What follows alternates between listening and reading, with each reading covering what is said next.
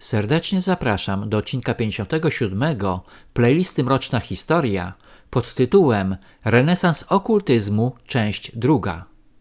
W poprzednim 56 odcinku opowiedziałem o odrodzeniu okultyzmu w połowie XVIII wieku. W tym odcinku opowiem o orderze Czarnego Orła. Wpływ okultyzmu na masonerię można szczególnie dostrzec w różnych formach stopnia różokrzyżowego, stanowiącego najwyższy i najbardziej tajny stopień. Rytuał wybitnego orderu rycerzy Czarnego Orła opisany został w dziele Zakon rycerzy Czarnego Orła, czyli władców Różokrzyża, tajnym i niepublikowanym dokumencie z XVIII wieku.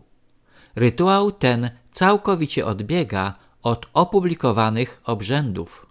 Dokument ten wyjaśnia, że nikt nie może dostąpić wiedzy o naukach wyższych bez obojczyków Salomona, w których znajdują się prawdziwe tajemnice, nigdy nie dopuszczone do druku i o których mówi się, że zawierają całą naukę kabalistyczną. Dla wyjaśnienia, Order Czarnego Orła był najwyższym orderem rycerskim Królestwa Pruskiego. Twórcą tegoż orderu był elektor brandenburski Fryderyk III, który stał się Fryderykiem I, królem Prus 18 stycznia 1701 roku. Obalony cesarz Wilhelm II, będąc na wygnaniu w Holandii po I wojnie światowej, nadal nadawał ten order swojej rodzinie. Swoją drugą żonę, księżniczkę Herminę Reis z Grecz, uczynił damą Orderu Czarnego Orła. Order Czarnego Orła przyznano tylko nielicznym rycerzom związanym z dynastią Hohenzollernów i innych domów władających.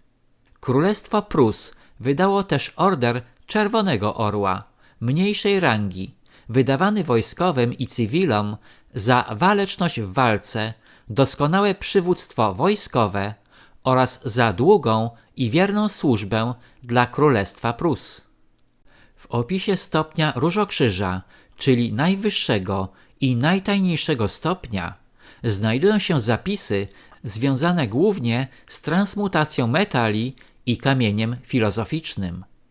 W rytuale doskonałości, jaki obowiązywał we Francji i Ameryce, kabalistyczny wpływ jest widoczny w stopniach znanych pod nazwą stopni niewysłowionych, wywodzących się z rzymskiej wiary w tajemnicę, która otacza niewysłowione imię Boga. Według zwyczaju Rzymian święte imię Jehowa lub Jahwe, złożone z 4 liter J, Hi, V, Hi, które tworzyły tetragram, nigdy nie miało być wymawiane przez profanum, czyli ludzi świeckich, którzy musieli zastąpić je słowem Adonai. Tetragram można wypowiadać tylko raz w roku, w dniu pojednania, przez arcykapłana w miejscu najświętszym, pośród dźwięków trąb i cymbałów, tak żeby ludzie go nie słyszeli. Mówi się, że w wyniku powstrzymywania się ludzi od wymowy tego imienia, jego prawdziwa wymowa została w końcu utracona. Rzymianie wierzyli ponadto, że tetragram ma nieograniczoną moc. Ten, kto wymawia go, wstrząsa niebem i ziemią i napawa samych aniołów zdumieniem i przerażeniem. Niewysłowione imię udzielało cudownych darów. Zostało ono wyryte na lasce Mojżesza i umożliwiało mu dokonywanie cudów. Tak jak według Telodot Jeszu nadawało te same moce Chrystusowi.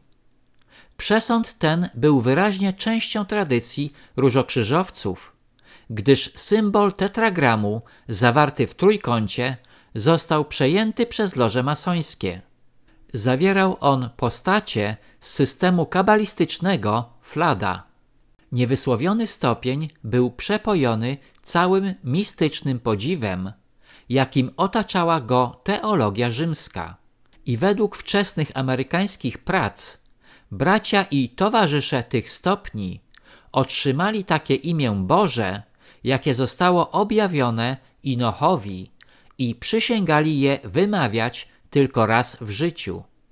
W alchemicznej wersji stopnia Różokrzyża niewysłowione imię jest w rzeczywistości obdarzone magicznymi mocami, jak w rzymskiej kabale.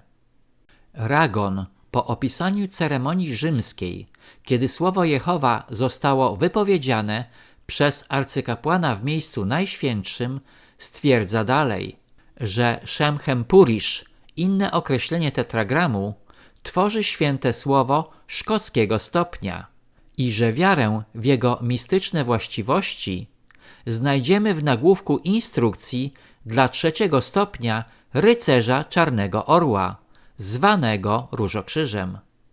Odpowiedzią na pytanie, jakie jest najpotężniejsze imię Boga zapisane na pentakulum, brzmi Adonai, a na pytanie, jaka jest jego moc, poruszyć wszechświat.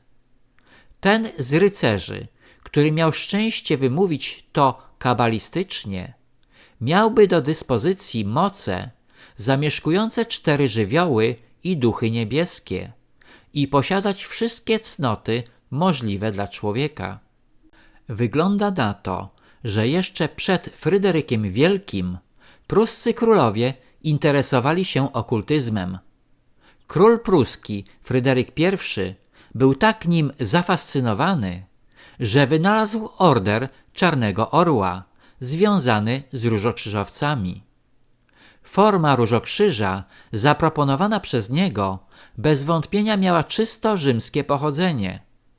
Interesująca jest również informacja o obojczykach Salomona, mających zawierać prawdziwe tajemnice i całą naukę kabalistyczną.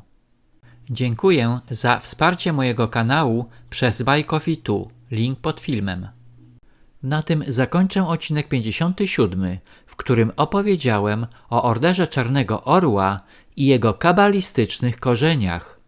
Serdecznie zapraszam do odcinka 58 pod tytułem Renesans okultyzmu, część 3.